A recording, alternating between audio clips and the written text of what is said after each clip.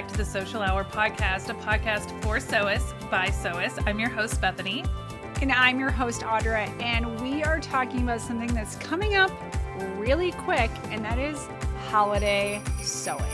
And more specifically, how to mentally prepare, how to make sure the projects are worth our time, and how to honor your limits so you don't overload yourself. I am so guilty of this. And I would say a lot of us are.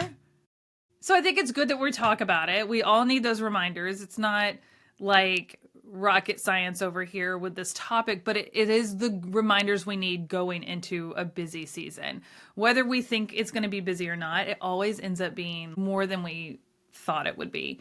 And that's a lot of different aspects of it. But I'm excited about this topic because I love this season. I love fall. I love Halloween. I love Thanksgiving. I love Christmas. I love it all. And I find the most creative inspiration during this season. But it can get me in trouble. And we're going to talk about that. So let's quickly talk about our icebreaker question. And this week's icebreaker, we would love for you to answer over in our Facebook group, The Sewcial Sewist, and let us know your answer to this question. It's a fun one. What's one holiday sewing project you thought was a great idea, but feel differently about now? Audra. Okay, so in general, at the last minute, I'm just going to say as a generalization are not the best idea, because the reality is if you're not quilting them at home, they got to go off to the long armor. So by the time this episode airs, most of the quilters have already sent their stuff off to the long armor or will be here very soon, which is why mine is a quilt. I decided to make Dave a badger quilt because I found this really, really cute rag quilt in all these red and black and white flannels, and I was going to do this badger quilt with the motion forward W, and it's a rag quilt, so it's easy, right? It's no big deal. It's just 10-inch squares and some little like batting blocks. Spent days cutting the fringe on that rag quilt. It was quite literally Christmas Eve day. We're doing presents that night. I am still cutting the edges on that rag quilt. So the moral of the story here is even the air quote simple projects can turn out to be not so simple. And it's cute and we love it and we use it all the time. And I'm glad I made it, but I am not glad I made it as a Christmas present. I feel that. Mine is similar. So last year I paid for a pattern and it started, I want to say, in September. And I got all the fabric. And then or maybe it started in October. I don't remember. I think it started in September. But basically what it was like a block of the week. And you didn't know what the whole pattern looked like. You had a general sense. It's a holiday pattern, but like the center of each block had a different little holiday character. And it was super cute. You got a new block each week, and it was kind of like a progressive sew along for like 9 or 10 weeks, just to make all the blocks and then to sew it up. And so it's like supposed to be a sense of like spreading it out so that by Christmas you've got a whole quilt done.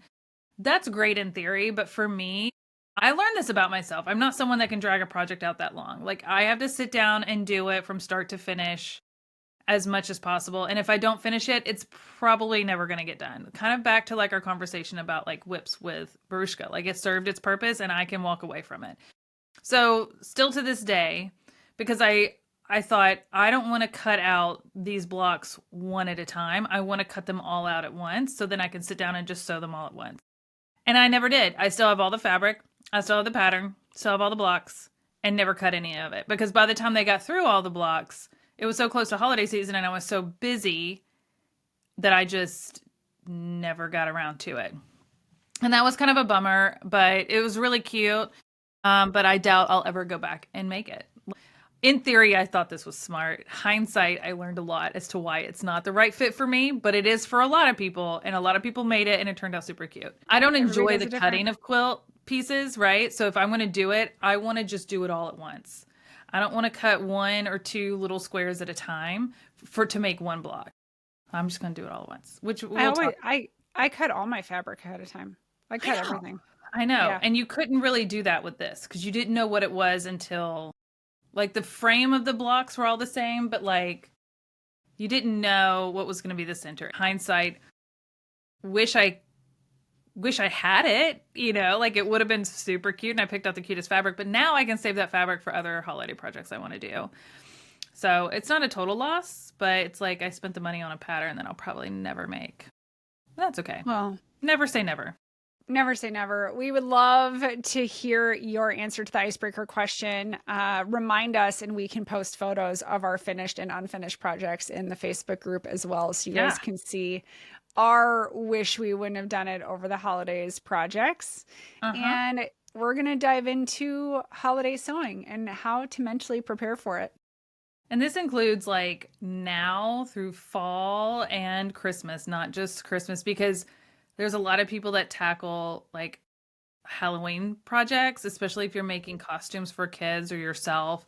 There's a lot of like DIY that happens in the next couple of months, which I love to see.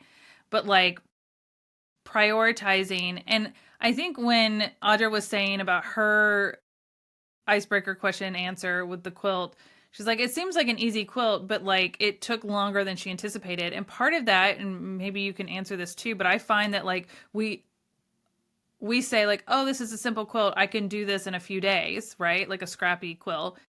Maybe any other time of the year that applies. But during the season where there's so many activities happening and so many holiday parties and so many traveling to see family and all these other things happening, and so reality is, yeah, it may only take that much time, but we don't have that much time to give. And so that I think is a big part of like really mentally like being honest with yourself. We get all this inspiration, we get all excited, we want to make all these cute things because it's hard not to, but it's like, realistically, do I have the bandwidth to do this? And if I don't, I need to prepare myself for the fact that I'm probably not going to be able to do it all. So the value of time increases when the time availability decreases. And so that's where we have to decide, is the value of what little time I know I'm going to have in this busy season really like equal this project that I want to do or not? Like I can put stuff aside, and I think I need to do this too because I also want to enjoy the season. I don't want to feel like I have to spend my whole weekend sewing up this project that I just kind of felt like I committed myself to. I mean, we do this to ourselves versus going and enjoying the fall weather with some friends or family or whatever. So you just kind of have to define the value of your time more during this season than any other time of the year. And I feel like that's true to me. It may not be to everybody, but I love this season. I like try to get the most out of this season, but at the same time it goes by very quickly.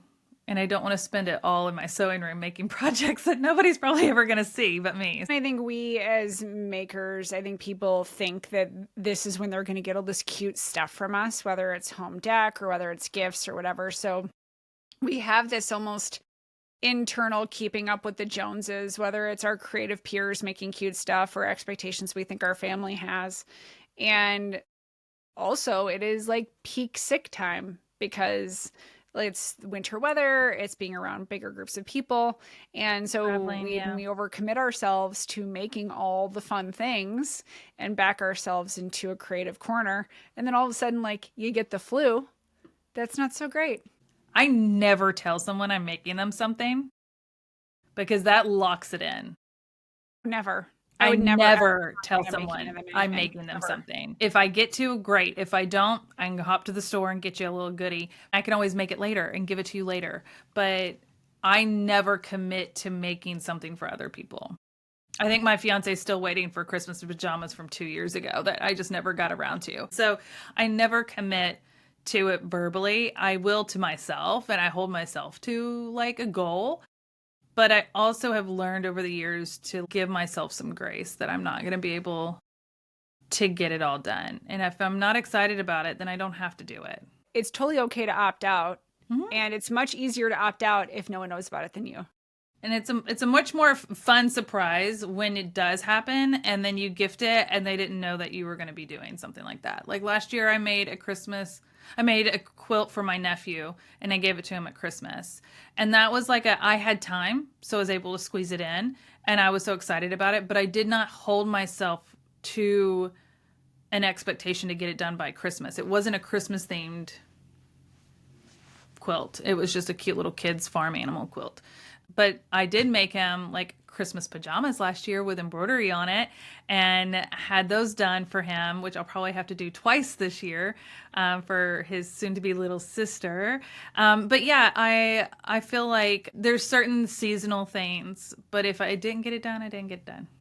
And this is where setting realistic goals matters. And what is an important thing for your family, whether it's traditions or big milestone gifts like babies or big anniversaries, etc. And maybe having a list of these are the must-dos or highest want-to-dos, and realizing that the just because it's cute projects are at the bottom of the list. And if you get to it, great. And if you don't get to it, no harm, no foul, because if you follow Bethany and I's approach, nobody knows about it. So if you don't get to the cute ones, that's perfectly fine. I also prioritize if I'm going to make something for someone else, which I enjoy doing, I'm going to follow that by making myself something. So a fun sew for me. So it creates a balance. So I'm not just constantly giving and giving and giving and then never feel like I'm doing anything fun for me, because then it takes the fun out of it for me to like make all those other projects for other people. And I would say the holiday season, especially Christmas, is the time of year that I probably make the most things for other people. I'm not a big sewing for others type of person. I really just kind of leave that to like immediate family. And that's it. For the most part, I try to balance it because, like I said, there's so much inspiration out there this time of year. Everybody's got another home decor holiday project or embroidery project or quilt they're releasing or new kit or whatever. So how do you pick and choose when it's all so cute? You want to do it all. And so like maybe pick one or two that makes sense for you. And use those to kind of balance or work on in between the projects for others if you are sewing for others. If sewing for others isn't fun for you, don't do it. Like just because you sew and create and make things for yourself doesn't mean you have to do it for others as gifts. The other side of that is I have people in my life that I never sew for because they do not appreciate it. We've kind of talked about this before in a previous podcast, but like I've learned if I make something for this person and I make something for this person, the first person loves it, so excited, uses it, wears it. That's great. This person over here is like, meh. And I don't know whatever happens to it. And that's fine. But I've learned that if I have to choose between making something for myself or that person who doesn't really appreciate me doing it, I want to choose me. And I'll just get them a candle or whatever. You know what I mean? Like I'll get them something else that they probably would enjoy more because they just don't see the value and what goes into those handmade items that I spend a lot of time on. And so I've kind of learned that there's certain people that I gift things to, and sometimes I give handmade things to only these people, and sometimes I just buy things for these people. And it all comes from a place of love. But I found that it was stealing my enjoyment of making for others when they weren't appreciating it consistently. And for me, I had to come to this realization with teacher gifts, because being a maker and having Charlie tell everybody I was a maker, and I always wanted to make teacher gifts for all of her teachers. And when she was in elementary school, there was one teacher and that was fairly easy. And I liked doing that. And then when she got into the upper grades and had a larger variety of teachers, the time commitment and the decision of what to make got more complicated. And the cost. And the cost. And it got to the point that I realized, am I doing this for bragging rights, or am I doing this because I really want to do this? Because I wanted to be the parent that didn't just give a gift card. I wanted to be the parent that gave something handmade. And I know a lot of them appreciated it, but the reality is if I looked myself in the mirror, I was doing it more for the look I made this factor than the genuinely giving a gift factor. And that was when I was like, nope, you know what? A mug and a Starbucks gift card would do just fine, or something like that. Like, I always try to put a little bit more thought into it. Yeah. But when I was doing handmade gifts, I was trying to do things that were simple and applicable, but for all ages, all genders, etc. And you just get to a point that you realize, like, if I'm honest with myself, this is more for my bragging rights than for the teacher. Been there, done And that was about the time that I was like, I'm going to tap out of this and do something different, because I'd rather invest my time in making something for someone close, or yourself. Better yet, honoring my limits, knowing that I really don't have time to do this, and I'm stressing myself out doing this to get it done by the time she goes on Christmas break, and I'm just burning myself out, and I don't need to be doing this. Yeah, girl, I've been there. And I feel like Pinterest put a lot of pressure on us to live up to this. Pinterest and social media. I'm obviously way past the teacher gift phase in my life with my son being off to college, but I remember those days. And I remember one year, I don't even remember what was in the gift bag, but the gift bag were these little brown sacks, and I painted on them. It literally is going to go in the trash. But I took the time to paint on them and put their names on it and draw paint little snowmen and do all this cutesy stuff, because it was more about how it looked than the thought behind it. And I, in the moment, was just trying to keep up with all the other moms. And I mean, I would kill myself doing that stuff, because I worked 2 jobs. I was a single mom, and I would stay up all night working on these things. And for what? It was so silly. It was cute, and I enjoyed making it, but I just dragged myself through it. My mom was a teacher, and I always joke and say that my mom was Pinterest before Pinterest was a thing.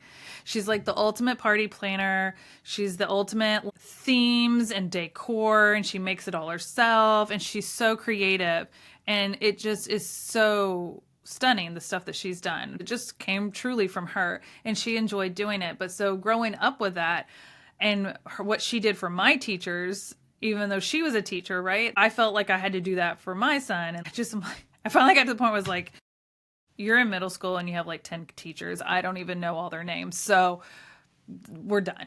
We got through elementary, and I'm tapping out, because you can't do for one and not do for all. And also I had a boy, so I feel like that was a little bit different, because I was like, he's just going to shove this in his backpack, and it's going to get ruined before he ever gives it to his teachers. We have to take off this pressure for it to be Pinterest perfect. We have to take off this pressure that we have to do all the things. Just because this mom down here is doing it, great for her. But if it's not serving you, if it's creating stress in your life in a time that's supposed to be really fun and enjoyable, don't do it. If it's not the right season for you. I wish I had listened to that more. I wish I had had someone tell me, you don't have to do all that. I didn't have the money back then to spend on these things, but I did it because I felt the pressure to do so. So, you just have to honor what you can. And at the same time, not feel guilty for not doing something. If you are seeing these other people doing all of these things, stop looking. Remove them from your social media, hide them from your feed, at least through the holiday season if you need to. That's how we protect our space and our bubble. A couple tips for protecting your mental health through this season. Because if you take nothing away from this episode, hear this. It is okay if not everything is handmade. I'm going to say that one more time so you all a little louder for those in the back. Yeah, a little louder. It is okay if everything is not handmade this holiday season. And here are a couple tips just to kind of help you through this time. First and foremost, build in buffer time. Do not be me cutting a rag quilt on Christmas Eve day. Build in buffer time. Someone will get sick. There will be delays. There will be parties. Things will take longer than anticipated, just like Bethany said. So build in buffer time. If you think it will take you 3 days, plan for it to take you a week, maybe even 2, just to be safe. And also, it is okay to say no to a project even when talking to yourself. If you're sitting there scrolling social media and you're like, ooh, that's really cute, you can say, no, Audra, you're not making that this year. You can make it in spring for next Christmas when you have plenty of time. So it is okay to say no, especially to yourself. And my final one, this is something that I'm actually going to implement this year, is set a project cutoff day. No new projects past a certain date. So as of November 1, there is nothing else being put into my project queue, full stop. Like, I don't know if that's going to be my date, but I'm just I was about to say that's early. I don't know. Well, and I was actually thinking that was late. Just pick a cutoff date. I'm going to have my projects in motion and planned by X date. Anything after this is going to 2026. Just don't overload yourself, because ultimately the holidays are finite. You only have so much time. Time with family is more important than anything you could possibly do at your sewing machine. So protect your mental health, say no to yourself, and not everything has to be handmade. I love those. I have a few tips to help you with planning. I'm a planner. One thing that I do a lot, I do this for work, I do this for my personal life, I do this for sewing, is I time block on my calendar. So if you were a colleague of mine and you looked at my calendar to book a meeting with me, you probably would be like, there's no free time. And reality is there's probably not really free time, but I can wiggle you in. But I have time blocked how much time it's going to take me to do some of these big tasks that I'm working on, especially right now in this project season. And this is so that I can keep my work to my work hours as best as possible, so that my outside of work hours are dedicated to what I want to do, or what I need to do. And so like there's time blocks for, I'm telling you, as simple as like I do my laundry on certain days. I have like a routine. So if you've kind of got this routine, you look at it and go, okay, I know that on Thursday nights, my kids don't have any activities. I get done with work at 5 or 6. I have from after dinner till bedtime to sew. And you time block that and you honor it. And that's where you go, okay, now that I've time blocked this for the next couple of months, you can kind of do the math and go, okay, I've got a total of X number of hours.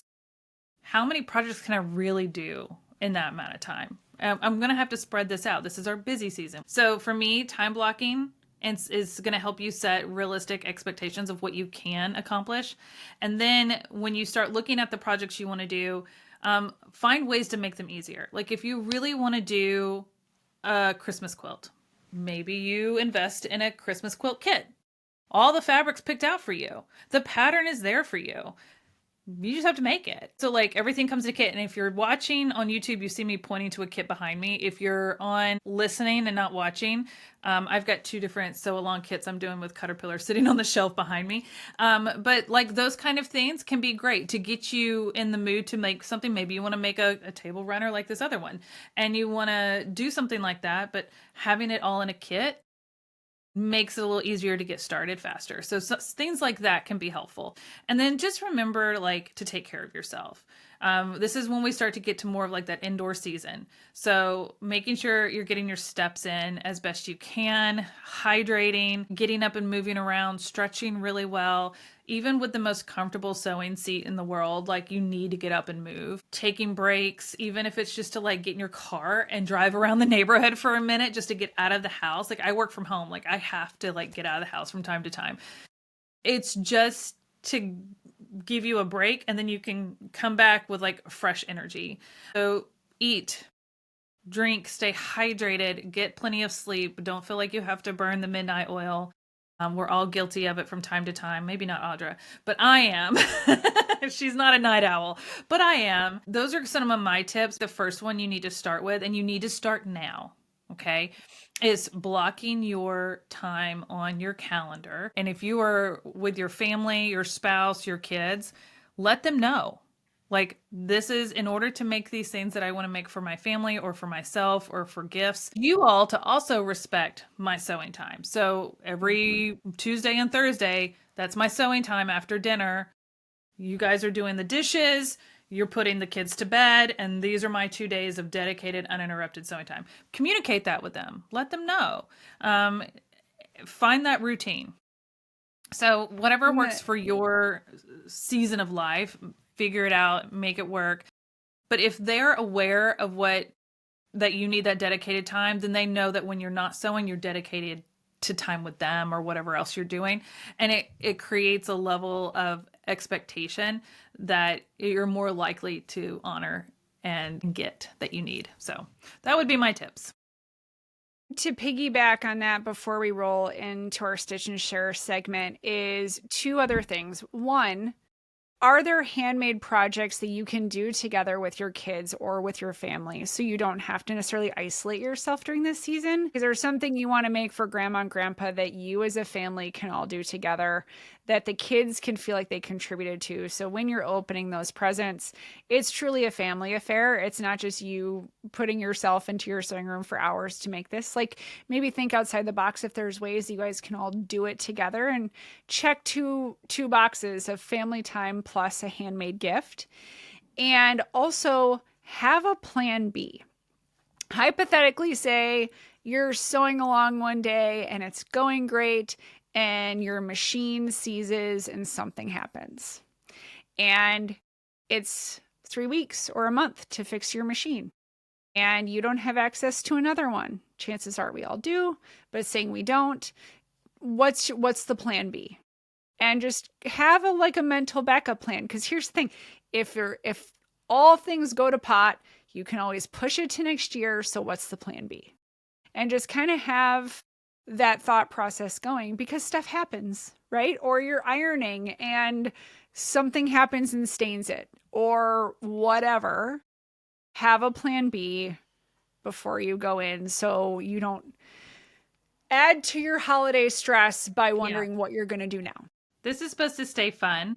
And also, this is why we don't tell people what we're going to make them or commit to things that may not happen. Life happens. We can't plan for those things. And it seems like Murphy's Law happens a lot during the busy season because we put so much on ourselves. So don't procrastinate. Get ahead of it. It feels like everybody's always complaining about how these big stores will put Christmas stuff out as early as July and August. And I'm like, there's a reason for that, because they know that people start planning that stuff early.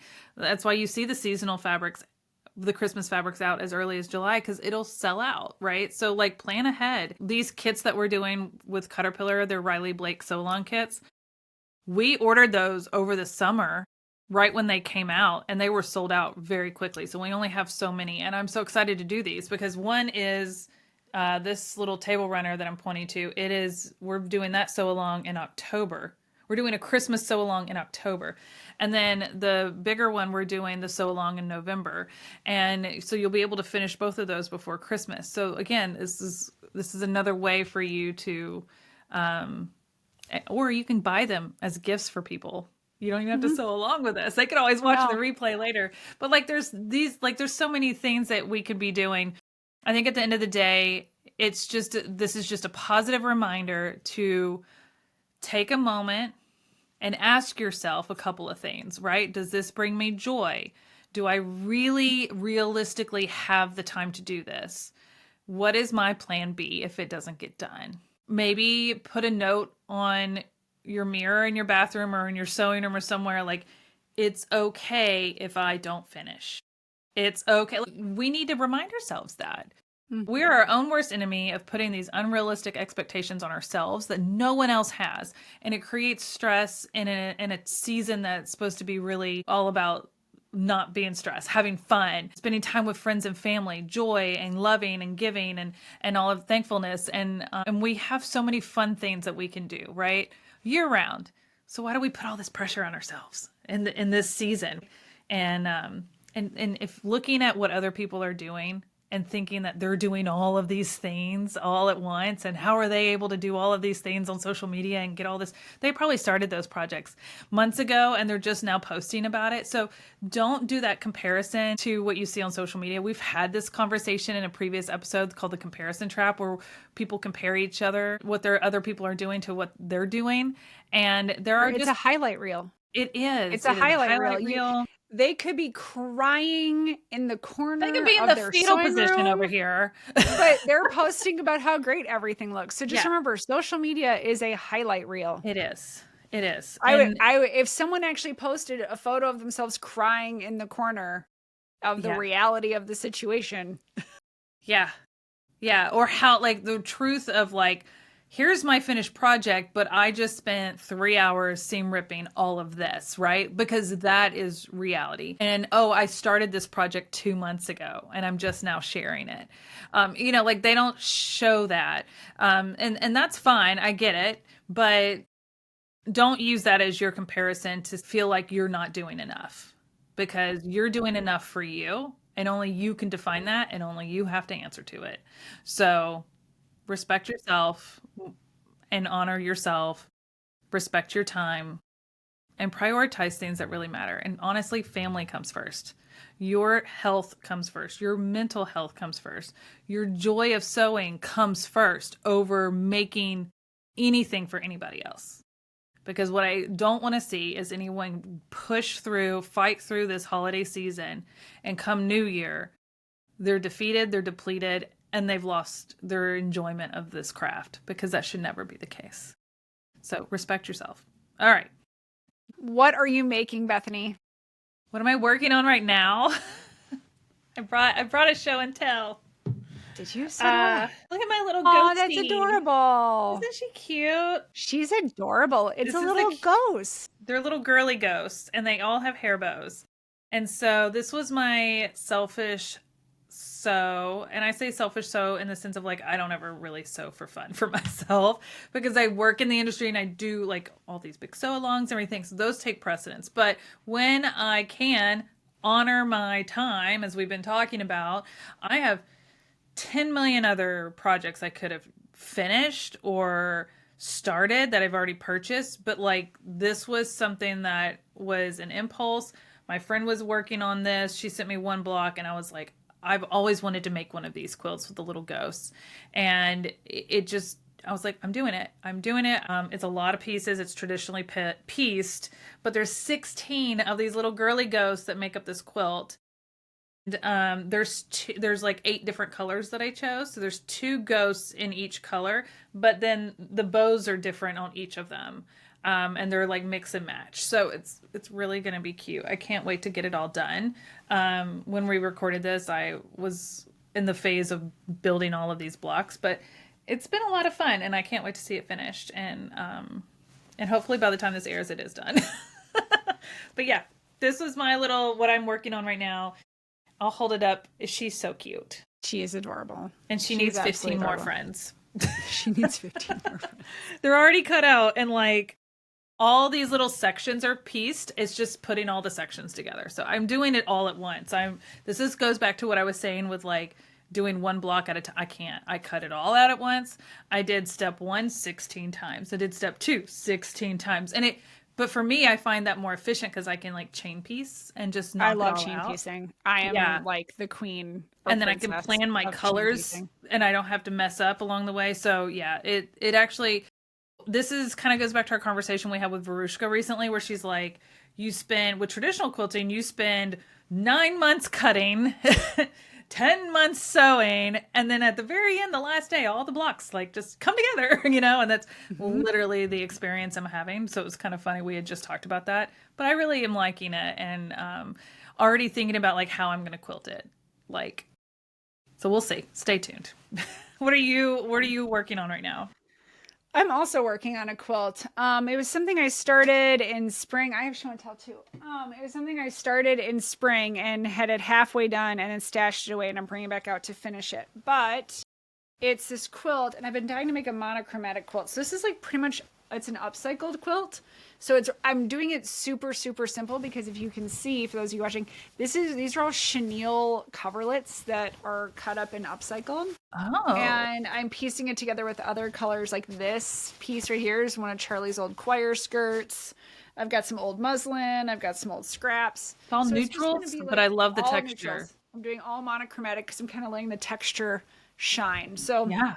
super simple quilt piecing, just because that chenille coverlet is just so cool, and I wanted to let that kind of be the hero. So that is what I am working on. I love it. What is your you love to see it this week?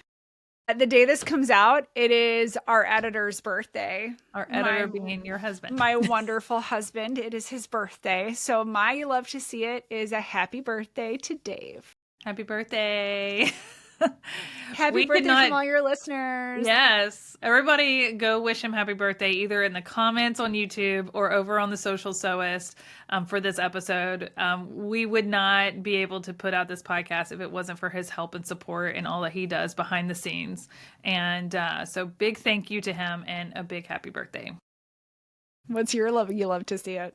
It's pumpkin spice season. I mean, it has been pumpkin spice season for me since it came out like back in August. I love all things pumpkin. Pumpkin bread, pumpkin pie, pumpkin candles, pumpkin coffee, pumpkin everything. I don't know if it's because I'm an October baby or it's just in my veins, but I love it. And I recently restocked I have a coffee bar at my house and I have like dozens of syrups. They're like they're called Jordan's skinny syrups and they're all like 0 calorie, 0 sugar syrups, and I put those in my coffee, whether it's a regular coffee or espresso coffee, and I make my own like lattes and coffees every day. Way cheaper than going out and doing it all the time. So I just restocked all my flavors, and this is about the one time a year I restock and I get like 2 of everything. But I have a bunch of favorites like brown sugar cinnamon and caramel macchiato, and then the pumpkin caramel and the maple bourbon pecan. Like I have all these different flavors. My son has mocha. There's a few others that we have in there. There's a lot. And I just stock up like once a year and I have them. And then so usually in the fall is when I'm like stocking up. But it's been such a joy for me to have all these new flavors because I was running low on everything. I don't know. It's just like a highlight of my day. And so I start my day with one of these yummy coffees, and then like after lunchtime, mid-afternoon, I'm hitting that kind of wall.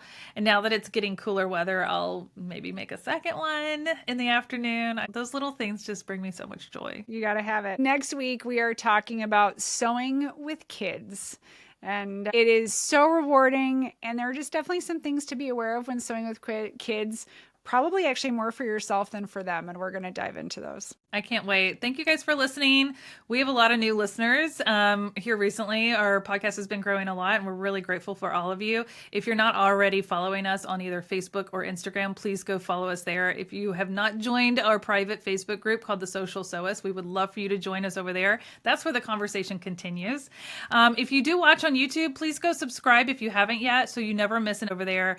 And if you're listening on another platform where you get your podcast, whether it's Spotify, Apple Podcasts, Google, wherever it is, there's a follow button. That helps us so much on the back end. It lets us know how many people are listening and where you're tuning in from. And by the way, we're in over 35 countries at this point, which is wild. So we're so grateful for all of you. Our connection with sewing brings us all together. And we appreciate your support. So we'll see you on the next episode. Happy sewing. Bye, guys.